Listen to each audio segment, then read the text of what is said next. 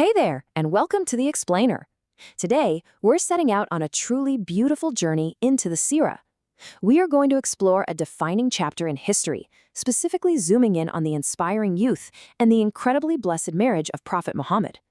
Now, you might be thinking this is just a recount of ancient events, but it's actually a profound look at how character, integrity, and unwavering faith shaped the life of the man who would literally change the world forever. So grab a seat, get comfortable, and let's explore this remarkable story together. And right off the bat, we are thrilled to mention that this explainer is proudly presented by Muslim Academy. Behind their beautiful oceanic blue and gold mission is a really vital goal: to help Muslim children, especially those growing up in non-Arabic environments, connect deeply with these exact timeless stories. Because, they understand that learning isn't just about reciting words on a page. It's about really falling in love with the values, the history, and the language of the Quran. Okay, let's dive into this. Think about it for a second. How did a young merchant in Mecca become the greatest example of character for all of humanity? We're going to frame this historical narrative as a fascinating character study. Because long before the revelation, long before the prophethood, there was just a young man navigating a complex, vibrant, and honestly often chaotic society. And how he carried himself in his youth, well, that laid the absolute foundation for his incredible legacy. To really understand the man, we first have to understand his world. Mecca was not some quiet, isolated village. No way. It was a vibrant, bustling market scene, the ultimate hub of commerce. Picture the center point for massive trade caravans arriving from prosperous places like the Levant or Al-Sham and Yemen. It was a wealthy city, just constantly buzzing with merchants, goods, and travelers from all over the Arabian Peninsula. But beneath all that massive wealth and commercial success, there was a really dark contrast. Mecca was a society that was, frankly, spiritually bankrupt. Rampant idol worship was just the norm.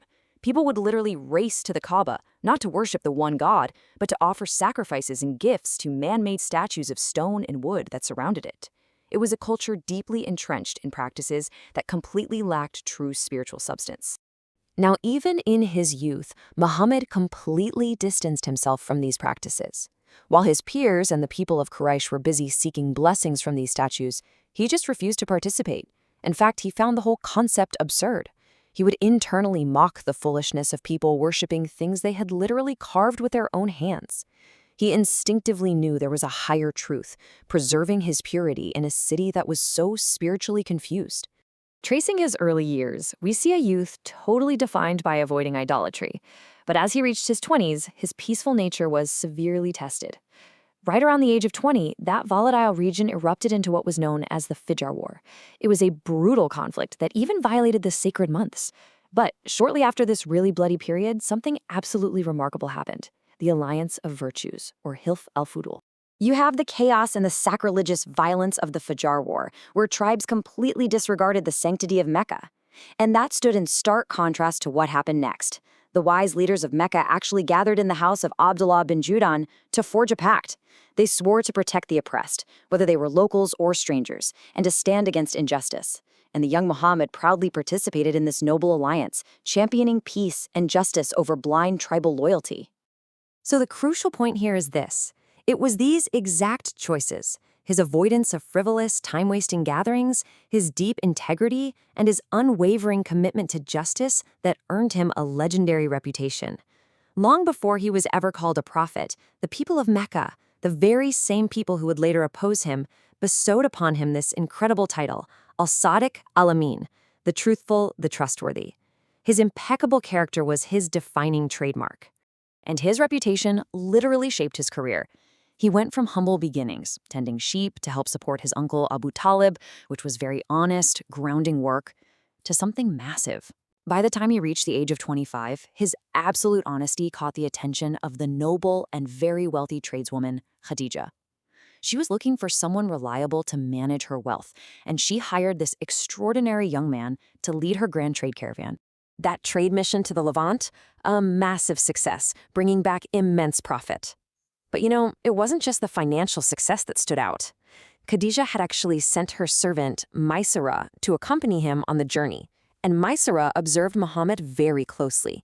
He was deeply moved by Muhammad's noble character, his brilliant business ethics, and just his unparalleled honesty. Upon returning, Maysara reported all of these remarkable qualities right back to Khadijah. Which brings us to the beautiful climax of this historical chapter.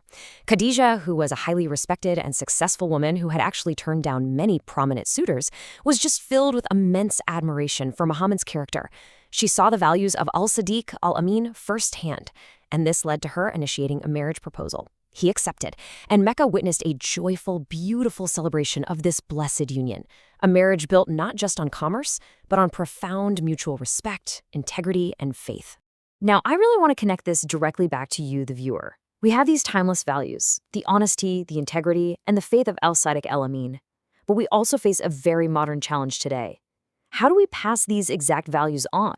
Especially for parents raising children in non-Arabic speaking countries, dealing with fast-paced lives, school, and endless distractions. Keeping our kids connected to this legacy is a very real, very everyday challenge. And that is exactly why Muslim Academy exists. They provide a genuine, practical solution for busy families. They offer flexible, live, one-on-one online Quran and Arabic classes. And this isn't just about rote memorization, it's about real understanding. With expert native Arabic-speaking teachers, your kids can learn proper tajweed and hifz, plus the Islamic manners and prophetic stories, the Seerah, just like the beautiful history we covered today. They literally meet your child exactly where they are. So, as we wrap up this explainer, I want to leave you with this final, provocative thought. How will your child connect with the values and legacy of Al-Sadiq Al-Amin? Because understanding our history is the absolute first step to living our values. If you want to bridge that gap for your family, I highly encourage you to reflect on their Islamic education and consider starting your journey with Muslim Academy. They even offer a free trial class to get you started. Thank you so much for joining me today to explore this incredible story, and I'll see you in the next explainer.